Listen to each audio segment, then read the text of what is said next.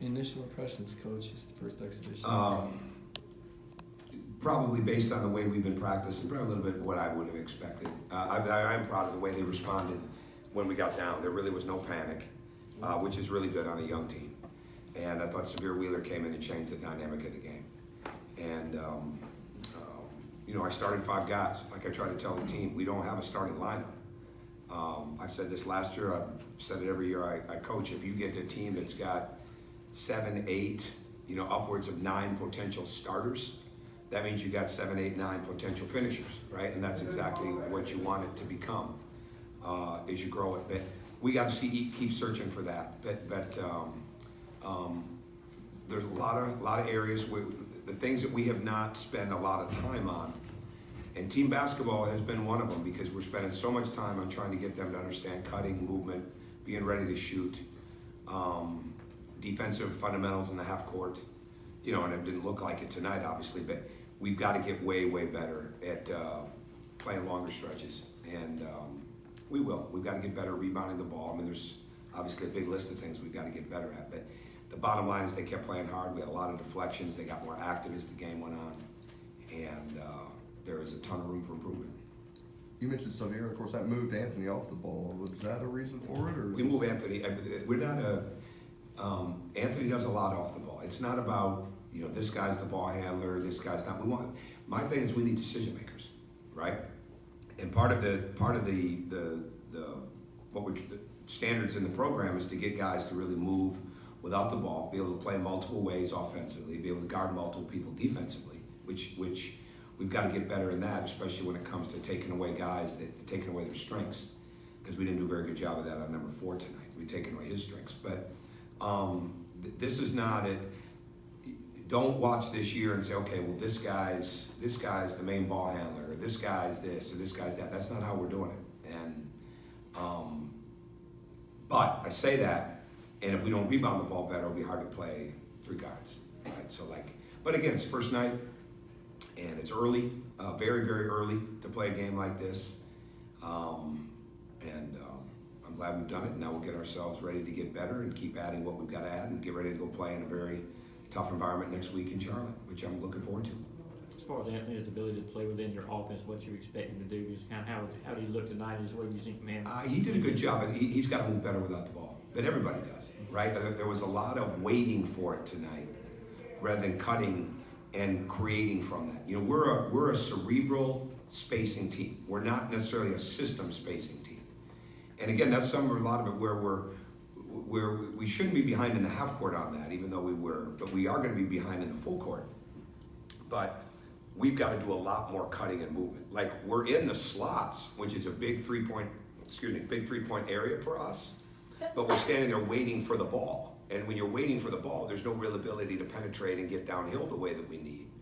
So, but cutting, lifting, now all of a sudden you're in the slot, or now all of a sudden you're at the top of the key, and you did it out of movement, not waiting and standing. And it takes. Think about it. We got 9 freshmen out there, right? 7 scholarship guys. If they weren't the star of their team, okay, where they were pretty much things were centered around them, that you could count the other ones on one finger, right? I mean, it just with one finger. It's just what it is. I mean, you've just got to get them to understand how important in the context, moving without the ball, getting each other open, making simple plays. Some of our errors tonight were out of commission, right? We're trying to make plays that really aren't there, even though we're trying to make it for the teammates. So you don't want to stifle unselfishness, but we can't have reckless creativity either. We've got to have fundamental creativity. So I say all that. It's October 18th, and we got a lot of stuff to get better at with them. And now there's some visual proof they have against another team, which will be helpful. I think Tamari was one of the leaders in assists tonight. What does he bring to this team, his ability to be? He brings a lot of versatility, and that's the biggest thing with him. There's a ton of versatility with him. He's going to play a lot.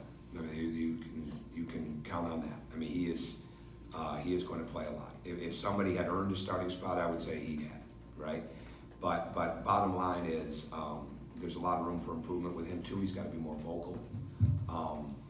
This team, as we go forward now, as we start to create an identity, it's who's really going to establish that they're going to rebound, It's not that we're not going to commit turnovers, but who's not trying to make plays that aren't there? Are we going to get better defensively at really being able to take things away from people? You know, we had, like I said, we had a ton of deflections. We had really good length tonight, but we got to do a better job with our feet, right? We got to do a better job with our voice, those type of things. And then who's going to consistently move well without the ball? And Tumani does a lot of those things already, but he can do them a lot better.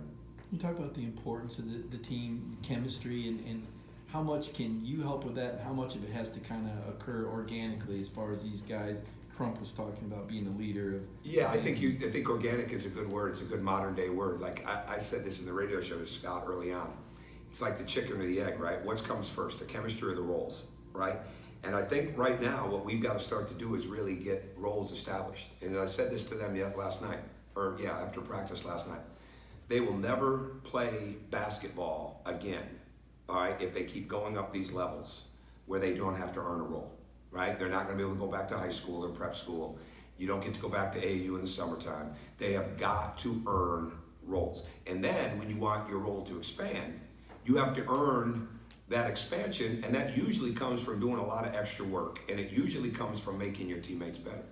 So with that, that's where I think chemistry hopefully will come organically from that. We haven't had enough combinations in practice. I mixed some up yesterday, and you'd have thought that I dropped the bomb in the middle of the floor. It was so messed up, right?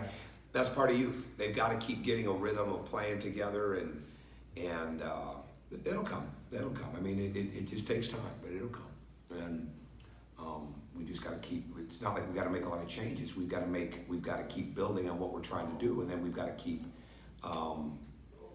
Keeping them more accountable for it, when we practice. What are those roles that you're looking for them to step Well, into? there's so many. You know what? You got a football game tomorrow night to cover, so I don't know if we can get all those roles down. But I said it a minute ago. I said it this. We've got to have people that are going to rebound the ball. You're not winning in the SEC if you don't rebound the ball. You're not even sniffing winning if you're not rebounding the ball. And then you got to find an edge inside of the rebound, or the rebounding. And but I think guys that'll rebound and understand that grit and toughness that goes into that, the moving and the cutting without the ball, being a very good positional defender, but we've got to have some people emerge that will really guard the better players on the other team and not let them get to their strengths.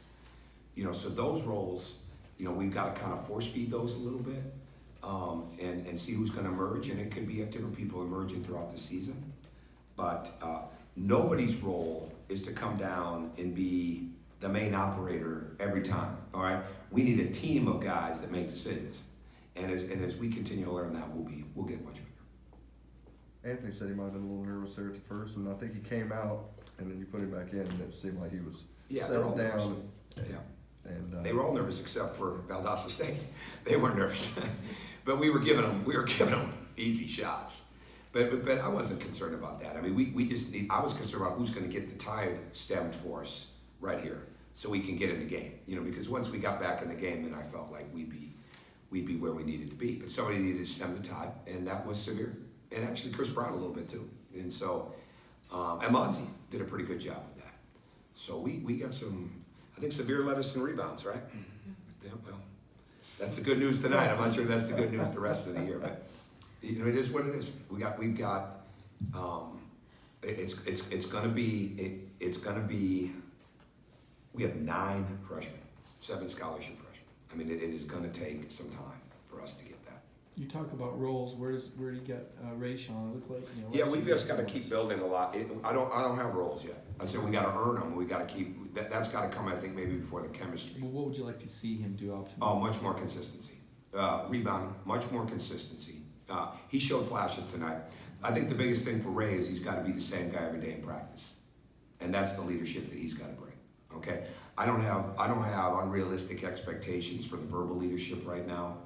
Hopefully that will come as his confidence continues to come. He's got to be a day-by-day player, and I've said that to him, so I'm not saying anything that should shock him if he sees it.